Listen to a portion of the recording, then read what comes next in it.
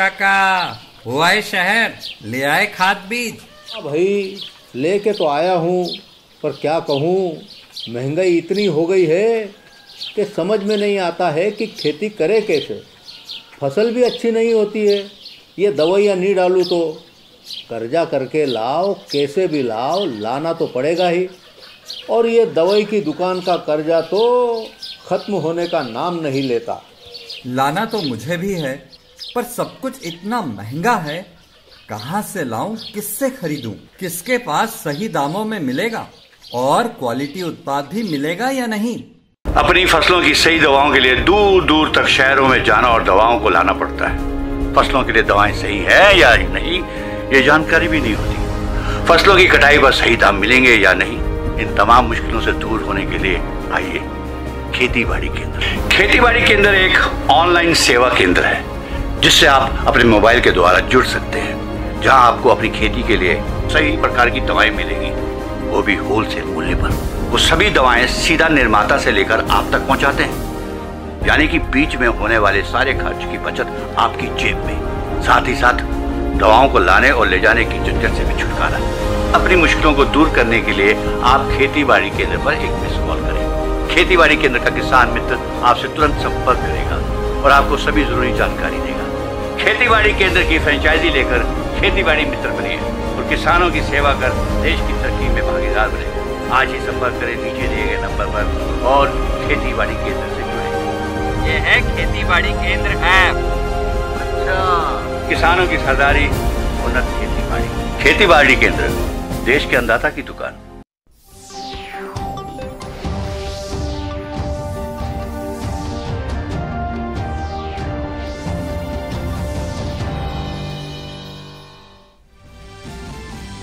केंद्रीय मंत्रिमंडल ने नया किराया कानून मंजूर कर राज्यों को भेजा। केंद्रीय शहरी विकास मंत्री हरदीप सिंह पुरी ने कहा, नए कानून के तहत मकान मालिक और किराएदार के विवाद को जल्दी निपटाने के लिए एक किराया अथॉरिटी और ट्रिब्यूनल का भी होगा गठन।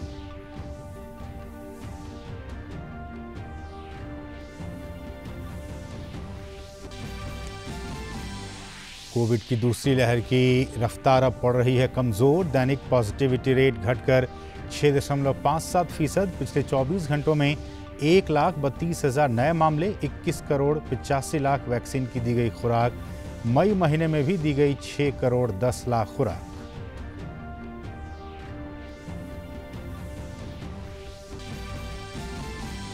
पीएनबी घोटाला मामले का आरोपी और फरार हीरा कारोबारी मेहुल चौकसी के प्रत्यर्पण मामले की आज डोमिनिका कोर्ट में सुनवाई। एंटीगुआ के प्रधानमंत्री का दावा, विपक्षी पार्टी मेहुल चौकसी को बचाने की कर रही है कोशिश।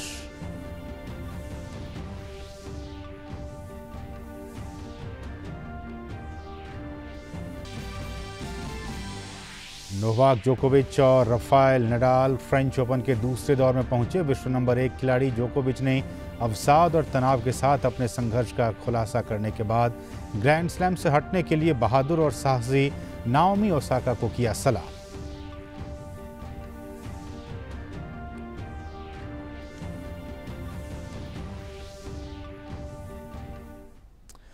नमस्कार। केंद्रीय मंत्रिमंडल ने राज्यों और केंद्र शासित प्रदेशों के लिए मॉडल किराएदारी अधिनियम के मसौदे को आज मंजूरी प्रदान कर दी है। इस विषय में जानकारी देते हुए केंद्रीय शहरी विकास मंत्री हरदीप सिंह पुरी ने कहा है कि केंद्रीय मंत्रिमंडल ने नया किराया कानून मंजूर कर राज्यों को भेजा है। इस कानून से नए कानून पर मकान मालिक और किराएदार के विवाद को जल्दी निपटाने के लिए एक किराया अथॉरिटी और ट्रिब्यूनल का भी गठन होगा। साथ ही साथ इस कानून से आवासीय उद्देश्य के लिए मकान किराए पर देने के लिए 2 महीने का किराया एडवांस देने का भी प्रावधान रहेगा। वहीं मकान मालिकों में आत्मविश्वास बढ़ेगा, किराए पर प्रॉपर्टी देने के लिए उनमें आत्मविश्वास बढ़ेगा। दरअसल प्रधानमंत्री नरेंद्र मोदी की अध्यक्षता में हुई केंद्रीय मंत्रिमंडल की इस बैठक में इस प्रस्ताव को मंजूरी दी गई है। माना जा रहा है कि इससे देश में किराए के लिए आवास के बारे में कानूनी ढांचे का कायापलट करने में मदद मिलेगी और इस क्षेत्र का संपूर्ण विकास हो सकेगा।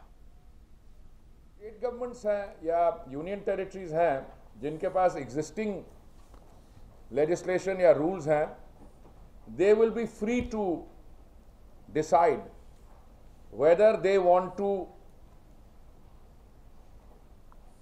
amend their existing legislation or enact a new set of rules and regulations. This is only a template, it's a model. जो dispute settlement या time bound and robust grievance redressal mechanism है, एक रेंट अथॉरिटी होगी, rent court और rent tribunal, to fast track resolution of disputes 60 दिन के अंदर। देश में कोरोना वायरस के दैनिक मामलों में लगातार गिरावट दर्ज की जा रही है। स्वास्थ्य और परिवार कल्याण मंत्रालय के मुताबिक देश भर में कोरोना के 1,32,000 से अधिक नए मामले सामने आए हैं। वहीं पिछले 24 घंटों में 2,31,000 से अधिक मरीज उपचार करवाकर स्वस्थ हो चुके हैं, जिसके बाद देश में रिकवरी रेट बढ़कर 92.48% हो गया है। इस समय देश में सक्रिय मामलों की कुल संख्या 17,93,645 है। बीते 24 घंटों में देश भर में कोरोना से 3,207 लोगों की मौत हुई है। साप्ताहिक पॉजिटिविटी रेट वर्तमान में 8.21% दर्ज की गई है और दैनिक पॉजिटिविटी रेट 6.57% है, जो कि लगातार 9 दिन से 10% से कम बनी हुई है। और कोरोना के खिलाफ टीकाकरण अभियान में भारत तेजी से आगे बढ़ रहा है। केंद्रीय स्वास्थ्य और परिवार कल्याण मंत्रालय के मुताबिक देश में अब तक 21,85,46,000 से अधिक कोविड टीके लगाए गए हैं। वहीं पिछले 24 घंटों में 23,97,000 से अधिक टीके लगाए गए हैं। और तीसरी लहर में बच्चों के संक्रमण के मसले पर स्वास्थ्य मंत्रालय का कहना है कि बच्चों में कोविड का प्रकोप बढ़ सकता है। इसके लिए एक नेशनल ग्रुप बनाया गया, जिसने गाइडलाइंस बनाई है, जिसे जल्दी ही जारी किया जाएगा। बच्चों को हो रही पोस्ट कोविड बीमारियों के बारे में सरकार का कहना है कि कुछ भी दिक्कत हो तो बच्चों को तुरंत डॉक्टर को दिखाना चाहिए। वैक्सीन के मोर्चे पर सरकार का कहना है कि जुलाई के आखिर तक वैक्सीन काफ़ी मात्रा में उपलब्ध होगी और लोगों को धैर्य रखने की ज़रूरत है। स्वास्थ्य मंत्रालय के मुताबिक दिसंबर तक सभी लोगों को वैक्सीन देने का लक्ष्य है। बिहेवियर को देखते हुए और वायरस की नेचर को देखते हुए new way to address this और रिन्यूड वे, अपडेटेड वे करने के लिए गाइडलाइंस जो हैं वो इस ग्रुप ने हमें प्रस्तुत कर दी हैं। पीडियाट्रिक पॉपुलेशन को कोविड के लिए जो ज़रूरत है वो उसका बंदोबस्त होगा और उस बंदोबस्त में कोई कमी नहीं होगी। और जैसे मैंने कहा, उसको नई साइंस, नए एक्सपीरियंस, नए नॉलेज को भी भरपूर करते हुए उस तरफ हम बढ़ेंगे। और देश भर के कोविड के आंकड़ों और राज्यों की स्थिति देखते हुए अब ज़्यादातर राज्यों में अनलॉकिंग की प्रक्रिया शुरू हो चुकी है। बिहार और राजस्थान में भी आज से लॉकडाउन में छूट दी जा रही है। बिहार में कोविड महामारी को देखते हुए जारी लॉकडाउन में आज से व्यापारिक गतिविधियों के लिए रियायतें दी जा रही हैं। राज्य में लॉकडाउन इस महीने की 8 तारीख तक जारी रहेगा। सभी दुकानें और व्यापारिक प्रतिष्ठान वैकल्पिक आधार पर सुबह 6 बजे से दोपहर के 2 बजे तक खुलेंगे। राशन, डेयरी, सब्जी और मांस की दुकानें हर रोज़ खुलेंगी। संशोधित दिशा निर्देशों के मुताबिक सभी सरकारी कार्यालय 1/4 उपस्थिति के साथ शाम 4 बजे तक हर रोज़ खुलेंगे। प्राइवेट और गैर सरकारी कार्यालय बंद रहेंगे। बैंक शाम 4 बजे तक काम करेंगे, लेकिन लोगों के लिए बैंकिंग सेवाएं दोपहर 2 बजे तक ही उपलब्ध रहेंगी। वहीं राजस्थान सरकार ने लॉकडाउन के बाद कोरोना वायरस संक्रमण मामलों में आई गिरावट को देखते हुए आज से संशोधित लॉकडाउन लागू करने का फैसला किया है, जिसमें व्यावसायिक गतिविधियों को सीमित छूट दी गई है। व्यावसायिक और अन्य गतिविधियों में राहत देने के लिए आज से आगामी आदेशों तक त्रिस्तरीय जन अनुशासन मॉडिफाइड लॉकडाउन लागू किए जाने का फैसला किया गया है। इसके तहत पूरे प्रदेश को हरे, पीले और लाल क्षेत्र यानी कि ग्रीन, येलो और रेड जोन में बांटकर छूट दी जा रही है। मुख्यमंत्री अशोक गहलोत ने राज्य के अधिकतर जिलों में कोविड संक्रमण के प्रसार में कमी और पॉजिटिविटी रेट में गिरावट के दृष्टिगत ये फैसला लिया है। जन सामान्य की सुविधा और आवश्यक सेवाओं और वस्तुओं की उपलब्धता सुनिश्चित करने की दृष्टि से विभिन्न गतिविधियों में सीमित छूट दी गई है। डेयरी और दूध की दुकानें प्रतिदिन सुबह 6 से 11 बजे और शाम 5 बजे से 7 बजे तक खुलेंगी। लॉकडाउन के दौरान किसी भी स्थान पर 5 या 5 से अधिक व्यक्तियों के एकत्रित होने पर प्रतिबंध लागू रहेगा। और वहीं महाराष्ट्र के मुख्यमंत्री उद्धव ठाकरे ने यह सुनिश्चित करने के लिए अधिसूचना को मंजूरी दे दी है कि राज्य के निजी अस्पताल कोविड उपचार के लिए मरीजों से अधिक शुल्क नहीं ले सकते हैं। मुख्यमंत्री ने जिला कलेक्टरों और नगर आयुक्तों को सख्त और प्रभावी क्रियान्वयन के निर्देश भी दिए हैं।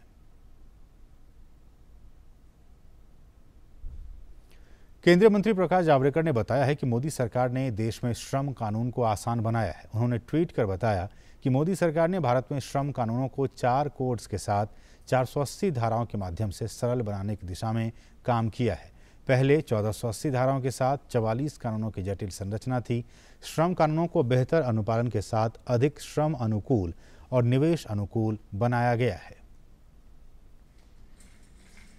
और सरकार द्वारा 12वीं की परीक्षा रद्द किए जाने के फैसले का स्वागत करते हुए जेएनयू की प्रवेश परीक्षा के संबंध में कुलपति एम जगदीश कुमार ने जानकारी साझा की है। उन्होंने कहा है कि प्रवेश परीक्षा का आयोजन तब किया जाएगा जब भी छात्रों के लिए ये लिखना सुरक्षित होगा।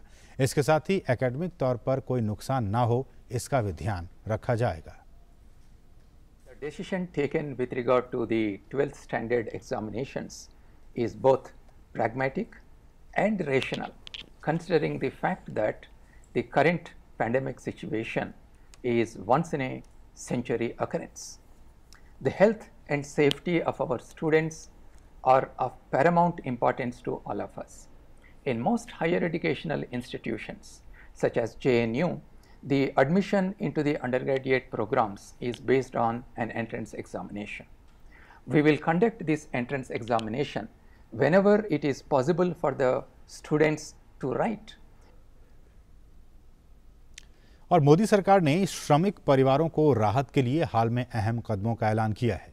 केंद्रीय श्रम मंत्रालय के सचिव अपूर्व चंद्रा ने बताया है कि ईपीएफओ और ईएसआईसी के तहत मिलने वाले फायदे ज़्यादा से ज़्यादा प्रभावित परिवारों को मिले, इसके लिए नियमों में बदलाव भी किए गए हैं। खास बात यह है कि ये फ़ायदा कोरोना से अपनी जान गंवाने वाले श्रमिकों को मिले, इसके लिए इसे पिछले साल 24 मार्च से ही लागू किया गया है। क्या बदलाव हुए हैं जो ऐलान किए गए हैं, उससे मतलब कैसे इससे ज़्यादा फायदा मिल सकेगा प्रभावित परिवारों को? और अब बात मेहुल चौकसी की। कैरेबियाई देश डोमिनिका में पकड़े गए भारत के भगोड़े कारोबारी मेहुल चौकसी के प्रत्यर्पण मामले पर स्थानीय कोर्ट आज सुनवाई करेगी। अदालत फैसला करेगी कि चौकसी को वापस एंटीगुआ भेजा जाएगा या फिर भारत को कस्टडी मिलेगी। 28 मई को डोमिनिका की अदालत ने चौकसी की याचिका को स्वीकार करते हुए सुनवाई पूरी होने तक उसे देश में ही रखने का आदेश दिया था। महत्वपूर्ण है कि बीते 23 मई को एंटीगुआ में मेहुल चौकसी के लापता होने की शिकायत दर्ज कराई गई थी, जिसके बाद उसकी तलाश का लुकआउट नोटिस जारी किया गया था। वहीं 26 मई को चौकसी को डोमिनिका में गिरफ्तार किया गया था। प्रधानमंत्री नरेंद्र मोदी की अध्यक्षता में केंद्रीय मंत्रिमंडल ने शंघाई सहयोग संगठन के सभी सदस्य देशों के बीच मास मीडिया के क्षेत्र में सहयोग पर एक करार पर हस्ताक्षर और समर्थन के लिए अपनी कार्योत्तर मंजूरी दे दी है। समझौते पर जून 2019 में हस्ताक्षर किए गए थे। ये समझौता मास मीडिया के क्षेत्र में देशों के बीच समान और पारस्परिक रूप से लाभकारी सहयोग को बढ़ावा देगा। ये समझौता सदस्य राष्ट्रों को मास मीडिया के क्षेत्र में सर्वोत्तम प्रथाओं और नए नवाचारों को साझा करने का अवसर भी प्रदान करेगा। और कोरोना की दूसरी लहर का उफान अब थमता दिख रहा है। दूसरी लहर के दौरान अपनी सक्रियता से चर्चा में आई दिल्ली पुलिस अब कोरोना की तीसरी लहर के खिलाफ रणनीति को धार देने में जुट गई है। ऐसे में लोगों की मदद करने के लिए करियर आशा नाम की संस्था सामने आई है। करियर आशा ने आशा कोविड हेल्पलाइन के माध्यम से हजारों लोगों की मदद की है और ये सिलसिला अब भी जारी है।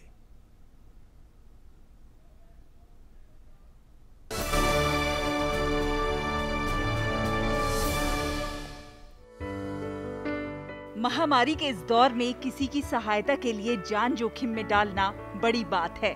कुछ ऐसा ही काम दिल्ली के मयूर विहार कोटला स्थित आशा कोविड हेल्पलाइन के स्वयंसेवक कर रहे हैं। आज जब लोग एक दूसरे से हाथ नहीं मिला रहे हैं, ऐसे में इन आशा कोविड स्वयंसेवकों ने कोविड से ग्रसित मरीजों को न सिर्फ चिकित्सीय परामर्श मुहैया कराया है, बल्कि घर से लेकर अस्पताल तक पहुंचाने में मदद कर रहे हैं। मुझे आईसीयू बेड्स चाहिए थे और एकदम मुझे बेड अवेलेबल हो गया। पूरी डिटेल्स मेरे पास एकदम आ गई। व्हाट्सएप पे कॉल्स मेरे पास बारी बारी आए। जब तक मुझे पेशेंट के लिए बेड नहीं मिल गया, कंफर्मेशन नहीं मिल गई, जब तक मुझसे हेल्पलाइन सेंटर से कॉल आती रही, मेरे पास पूछते रहे कि अब यहाँ पे बेड अवेलेबल है, यहाँ पे बेड अवेलेबल है। मुझे हर घंटे की, हर थोड़ी देर की रिपोर्ट्स मेरे पास आती रहीं। जब दिल्ली एनसीआर में ऑक्सीजन के लिए लोग दर दर भटक रहे थे। ऐसे में करियर आशा को गुरुद्वारा राजौरी गार्डन की तरफ से न सिर्फ फ्री ऑक्सीजन मुहैया कराया गया, बल्कि कई सिलेंडर भी मदद के लिए मिले।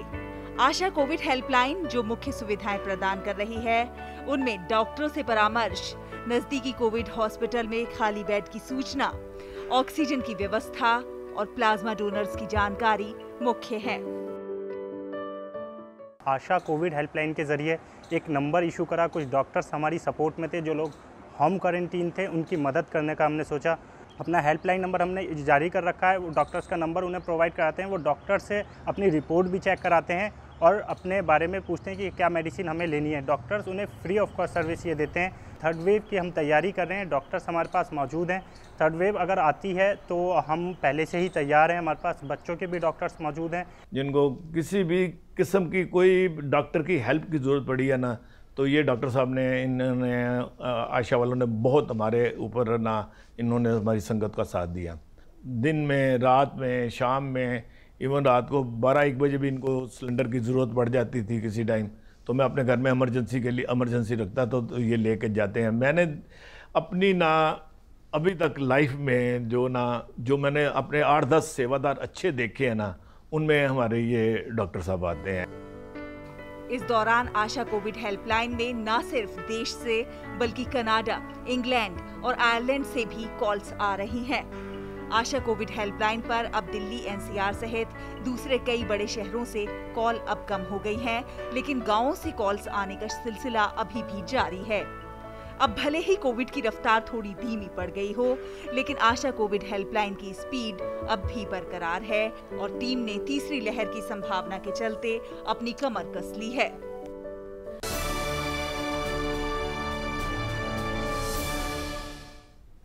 और कोरोना की महामारी से देशवासियों को महफूज रखने के लिए राष्ट्रीय स्वयंसेवक संघ ने कोविड रिस्पांस टीम बनाई है।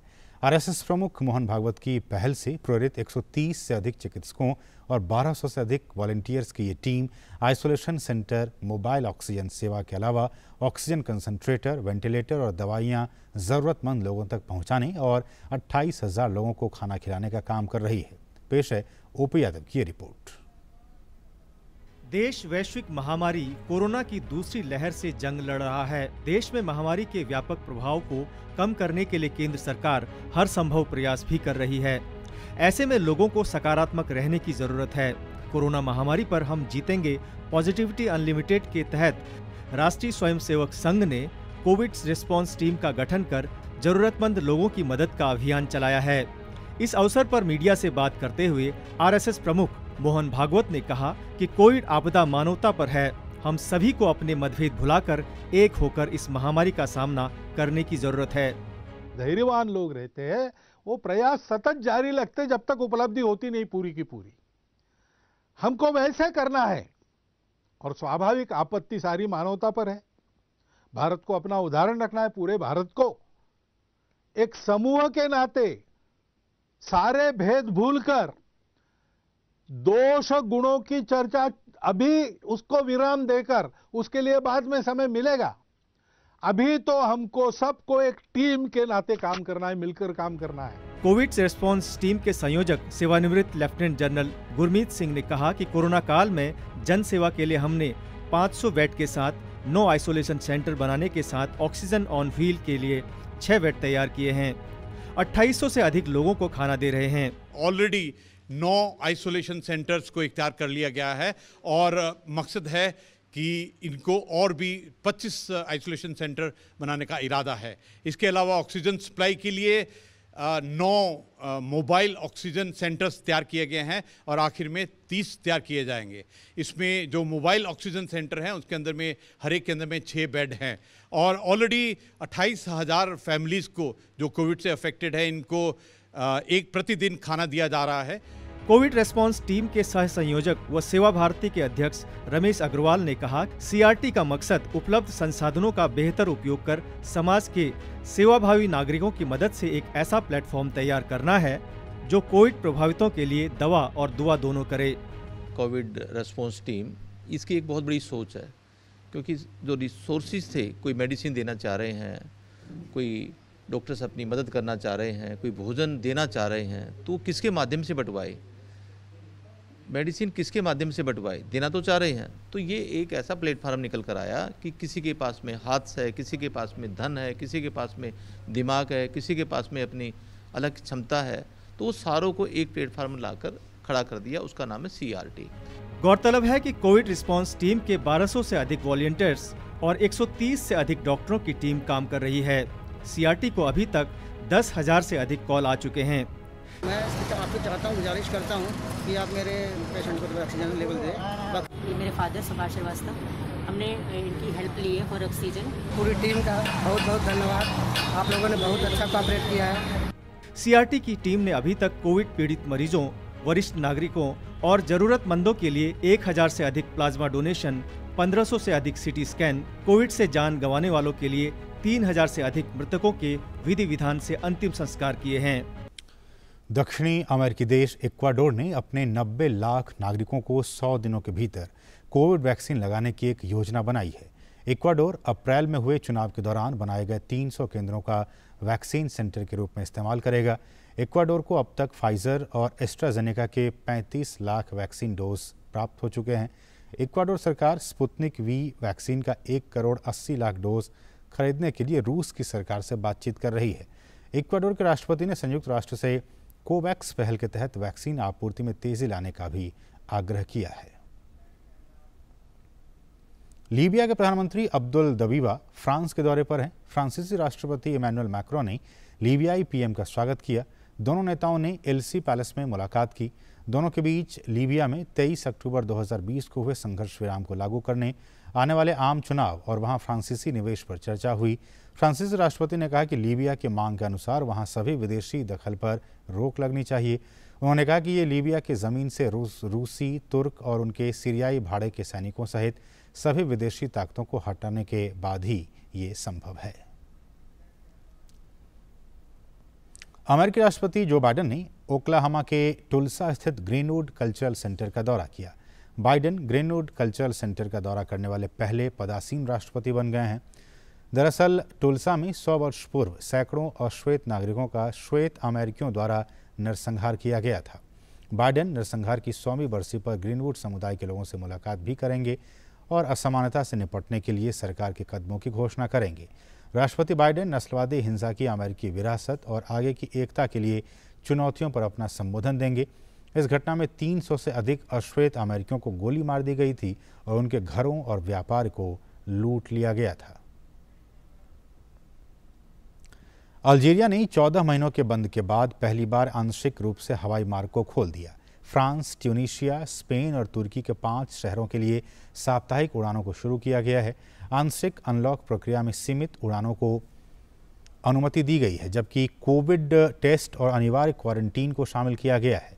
अल्जीरिया ने मार्च 2020 में कोविड के मद्देनजर अपनी सीमा को बंद कर दिया था और सभी उड़ानें रद्द कर दी थीं। बेलारूस की मीडिया की एक खबर के मुताबिक पिछले साल एक कार्रवाई में हिरासत में लिए गए बेलारूस के कैदी ने मंगलवार को मिन्स्क में एक अदालत में सुनवाई के दौरान अपना गला काटने की कोशिश की। कैदी ने यह कदम तब उठाया जब उसे बताया गया कि अगर उसने अपना अपराध स्वीकार नहीं किया तो उसके परिवार और पड़ोसियों को अभियोजन का सामना करना होगा। भारत के रोहन बोपन्ना और क्रोएशिया के फ्रैंको कुगोर की जोड़ी फ्रेंच ओपन पुरुष युगल के दूसरे दौर में पहुंच गई है। पहले दौर के मुकाबले में उन्होंने जॉर्जिया के निकोलस बासिलाश्विली और जर्मनी के एंड्रे बेजेमैन को सीधे सेटों में हराया। बोपन्ना और कुगोर ने 1 घंटे 1 मिनट तक चले मैच में 6-4, 6-2 से जीत दर्ज की। बोपन्ना और कुगोर ने पहले सेट में प्रतिद्वंदी की सर्विस 1 बार और दूसरे सेट में 2 बार तोड़ी। दूसरे राउंड में अब उनका सामना अमेरिका के निकोलस मुनरो और फ्रांसिस टियाफो की जोड़ी के साथ होगा। और क्ले कोर्ट के दिग्गज और गत विजेता स्पेन के राफेल नडाल ने फ्रेंच ओपन की शुरुआत अपने चिर परिचित अंदाज में जीत के साथ की है। नडाल ने पुरुष एकल के पहले दौर में ऑस्ट्रेलिया के एलेक्सी पॉपरिन को सीधे सेटों में मात देते हुए दूसरे दौर में जगह पक्की की। तीसरी वरीयता प्राप्त नडाल ने यह मैच 6-3, 6-2 और 7-6 से अपने नाम किया। तो इस बुलेटिन में फिलहाल इतना ही। हमें दीजिए अनुमति। नमस्कार।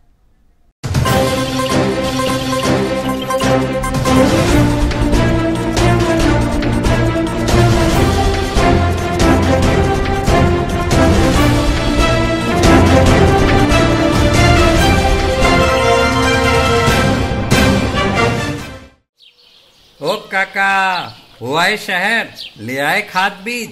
भाई लेके तो आया हूँ, पर क्या कहूँ, महंगाई इतनी हो गई है कि समझ में नहीं आता है कि खेती करे कैसे। फसल भी अच्छी नहीं होती है, ये दवाइयाँ नहीं डालूँ तो कर्जा करके लाओ, कैसे भी लाओ, लाना तो पड़ेगा ही। और ये दवाई की दुकान का कर्जा तो खत्म होने का नाम नहीं लेता।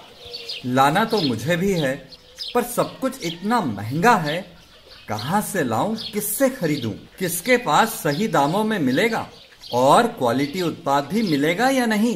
अपनी फसलों की सही दवाओं के लिए दूर दूर तक शहरों में जाना और दवाओं को लाना पड़ता है। फसलों के लिए दवाएं सही है या नहीं, ये जानकारी भी नहीं होती। फसलों की कटाई पर सही दाम मिलेंगे या नहीं, इन तमाम मुश्किलों से दूर होने के लिए आइए खेती बाड़ी केंद्र। खेती बाड़ी केंद्र एक ऑनलाइन सेवा केंद्र है, जिससे आप अपने मोबाइल के द्वारा जुड़ सकते हैं, जहां आपको अपनी खेती के लिए सही प्रकार की दवाएं मिलेंगी, वो भी होलसेल मूल्य पर।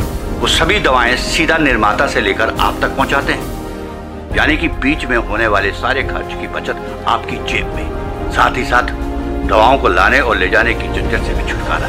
अपनी मुश्किलों को दूर करने के लिए आप खेती बाड़ी केंद्र पर एक मिस कॉल करें। खेती बाड़ी केंद्र का किसान मित्र आपसे तुरंत संपर्क करेगा और आपको सभी जरूरी जानकारी देगा। खेती बाड़ी केंद्र की फ्रेंचाइजी लेकर खेती बाड़ी मित्र बनिए और किसानों की सेवा कर देश की तरक्की में भागीदार बने।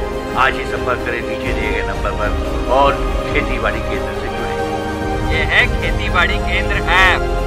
अच्छा, किसानों की सरदारी, उन्नत खेती बाड़ी। खेती बाड़ी केंद्र, देश के अन्नदाता की दुकान।